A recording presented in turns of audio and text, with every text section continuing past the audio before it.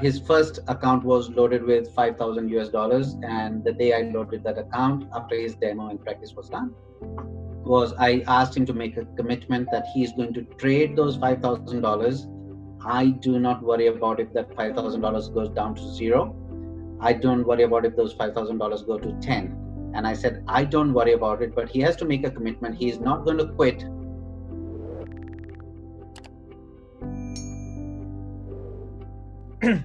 Hey guys, this is Resh here. Today the date is 21st of June, and today we have special guests with us. We have Daksha, the little teen investor, and we have Daksha's dad as well, Navdeep. Absolutely amazing, coming in from Melbourne, Australia. Melbourne, Australia. So again, I think most of you all would know by now that we've actually started Little Investors Club, right? And Daksha is going to be our key main trainer. But today I just want to share with you all the story and how the father, how Navdeep actually convinced his son and the mindset behind all of it, right? So Navdeep, you want to take it away? Tell us a bit, man. Sure.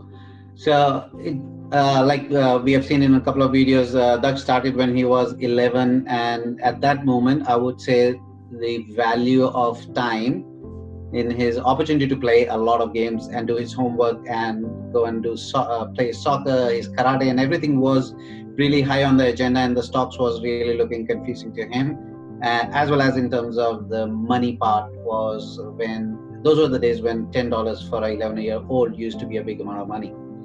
And so I would say that he did have interest, and I had to talk to him, are you interested in learning this one? And his answer was consistently yes, he's interested in learning. And the other challenge was, then why don't you? And his thoughts were around, now I don't know whether I'll be able to invest, it is going to be very expensive, and so on and so forth. And the two things which I will start with two, and probably a few more will follow. The first thing which on his mind was in terms of playing, so which was the mindset that he does not have to lose anything. So we are not looking at the concept of sacrifice the quality of life to improve the quality of life. So that was not on the agenda. Like you can see, he's still playing game on his laptop while we are talking here. So the first thing was a commitment I made to him. It is not going to interfere. I'm not going to force him to do stocks or anything if he doesn't want to do it. So the first one was learning. If he wants to learn, he should learn. And after learning, if he decides he doesn't want to do anything more, and that is fully acceptable as well. The second thing was, if he wants to do good in studies, he wants to play soccer, he wants to play his video games, he wants to play his with his friends, he can continue doing that one without having, because I'm doing stocks, I will not be able to do that. So that was one commitment which I had to convince him that he's not going to lose anything. The second commitment was, which I asked of him, was that he doesn't need to worry about money. And it is not only about stocks, which is an area where I would have spent money on him. We spend money on his education, we spend money on his games, we spend money on his private tutoring with regards to academics. And I never talk to him about those, and that was a time when we had to open the books and say, this is the amount of fee which is going into the private tutoring, and what we're talking about as stocks is actually not that big. And that was a little bit of a moment for him. Okay, fine, I understand that one. The stock investing is not going to be that expensive. The second bit was on the same topic. Was I asked him, if you are going to learn something, I want him to practice it before he decides to quit. So his first account was loaded with 5,000 US dollars, and the day I loaded that account after his demo and practice was done, was I asked him to make a commitment that he's going to trade those $5,000. I do not worry about if that $5,000 goes down to zero. I don't worry about if those $5,000 go to 10. And I said, I don't worry about it, but he has to make a commitment. He is not going to quit till that 5,000 goes down to zero, or till that 5,000 goes down to $8,000. It doesn't matter, because taking that value down to zero is going to be a learning which he can use for the rest of his life. And that was, again, from a mindset perspective, a failure has equal opportunity to teach than a success. And my agreement with him was, he has to succeed or fail before he quits. And that was the turning point when he started. He did his first trade, and then as a kid he will think, oh, I've done a $500 trade, and I have to ask him, $500 is not the massive amount. he should look at trading probably $1,000 because of, and that is one of the things he's teaching in his boot camp as well, why a small trade is not too good and why a massive trade is also not that good, which is in with regards to spending 5,000 in one stock or 300 in one stock. Both are equally bad, and he teaches on the boot camp as well. But these were the conversations we have had on the last few years. And anytime he has stopped trading, I have not pushed him to trade again. I have just kept on checking, are you keen to continue or do you want to pull it back? And my question to him was, if you don't want to trade, you have some stocks, you want to keep them, or we sell it off and liquidate it and bring our money back. That's one option. Or do you want more money to take it forward? And many a times there has been a gap of around 3 months, 4 months, and even I guess last time when he was preparing for his school exam, it was more than 6 months. He did not even log on to his account and review it, and I'm okay with that, because the desire was not to push him and desire was not to pull him back. It is he chooses his own pace, and when he returned to this investing again, and it was not 3 to 6 months, 3 months. 4 months ago, when he returned back to start trading all over again, and I said, okay, fine, if you want to do it. And again in that conversation as well, I said, start reading about the news. And he kept on reading about news. He started tracking his portfolio, and when he said, okay, he has been doing it for the last few weeks, he wanted to top up his account, and that's what we have gone and done that one. And Daksha, can I ask you a question, Daksha? Daksha, you know, when your dad first gave you that $5,000 and said, okay, cool, this is your first initial seed capital, did you feel pressure? How do you feel, man? Well, at first, I didn't want to actually spend anything because I was worried that like everything was just gonna go down because like the confidence wasn't there.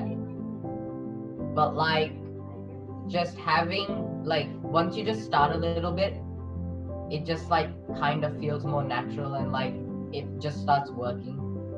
And then after that, like it felt normal to trade. Then yeah, I just started buying from there. Very nice, man. Very nice. So initially you were afraid to invest, but then eventually it got better once you took that first step, yeah? Yeah. So not first step, maybe like first 2 or 3. Okay, first 2 or 3 steps. No, first step was still shaky, but 2 or 3 steps and you got better, yeah? Yeah. Very nice, very nice, very nice. And you know, Navdeep, I just want to commend you, man. Yeah. This is absolutely amazing mindset, right? Especially for your child's development as well, because you're so right. You know, in failure, there's so many lessons to learn, right? People go in and then they have the fear of losing money, right? They're like, oh, you know, I'm so scared of losing money. And I'm talking about adults, right? I'm talking about adults. I'm so scared of investing because I'm scared of losing money. But hey, you know, if you have that fear of losing money, and you know that if that's going to hold you back, then you're never going to move forward. Absolutely. And another part, Resh, just to share with you, Daksh hasn't joined that bandwagon as yet, but the next frontier where we want to unlock is when you fail, you celebrate. Absolutely. And I have done that a few times, and every time it has worked it out. Some people will call it from a concept of gratitude. That if something has gone wrong, it is definitely because something better has to be done in future, and that works really well, and I don't see it as an issue. Another one, more scientific one, if I would say, is a failure has taught me a lesson which is going to make me better. Our chances of success are going to get better. There are a lot of theories you can put around it. And when I talk about celebrate, it is literally about celebrating whether you want to go and play a game, or you want to buy another EA Games thing, or you want to go out for a nice fancy lunch or whatever you want to do it. That's where I guess he as a kid, touchwood, he hasn't had those failures big enough, which is good. But other parties, I guess it is going to take him a couple of years to get there. But that's where I want to go, where you start celebrating your failures. Absolutely amazing, man. Absolutely amazing. Guys, you know, like seriously, if kids learn these concepts, and most importantly, parents, right? If you're a parent right now watching this video, and if you actually inculcate these values in your kids, the kids are going to grow up to be, you know, champions who celebrate success, who celebrate failure, and who are okay, right? They know that, hey, if I fail, it's okay to stand back up again, right? They learn these values. And imagine if they learn these values from an age of 13, from age of 10, from age of 9. Man, they're going to grow up to be solid individuals, right? And also in Little Investors Club, one of our big visions is to make them givers as well, right? Big givers, right? Little investors, big givers. How important is that, Navdeep? Yeah, it is definitely important. And I would say from this upcoming boot camp is one of the things which Daksh finds it more valuable, and he has spoken in one of his videos. I'm not sure, but that was an opportunity he got, and that was a stroke of luck and accident. It was not a planned event. When Rishi met you and when he attended that boot camp, it was just a coincidence that one day he decided, "Can I come with you?" And then you allowed him to come. And I would say that had it been a plan, it could have been even better or different. I don't know, but not everyone gets that opportunity.